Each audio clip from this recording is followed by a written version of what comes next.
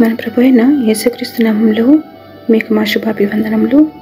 ఈరోజు దేవుని వాగ్దానము, నేను వారికి మేలు చేయుట మానకుండానట్లు నిత్యమైన నిబంధనను వారితో చేయుచున్నాను.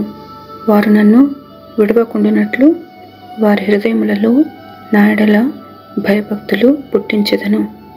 వారికి మేలు చేయుటకు వారి యందు ఆనందించుచున్నాను. నా పూర్ణ హృదయముతోనూ నా పూర్ణాత్మతోనూ ఈ దేశములో నిశ్చయముగా వారిని నాటెదను.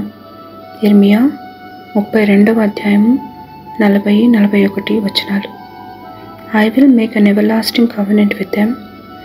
I will never stop doing good to them, and I will inspire them to fear me, so that they will never turn away from me. I will rejoice in doing them good, and will assuredly plant them in this land with all my heart and soul. Jeremiah chapter 32 verses 40 and 41. ప్రార్థన. ప్రేమగల తండ్రి, ప్రతి ఉదయమున నూతన జీవము, నూతన శక్తి ఇచ్చి మాపై కృప చూపుతున్నందులకై వందనాలు. మిమ్మల్ని ఆశ్రయించు వారికి ఏ మేలు కొదవ చేయని దేవుడవై మీ దీవెనలచే తృప్తిపరుస్తున్నందులకై వందనాలు. ఉద్యోగ విషయంలో, వివాహ విషయంలో, ఆరోగ్య విషయంలోనూ మీ ఆశీర్వాదం కొరకు ఎదురు చూచుచున్న వారి అక్కర తీర్చి మహిమ పొందమని యేసు నామములో వేడుచున్నాము తండ్రి. Amen. Have a blessed day.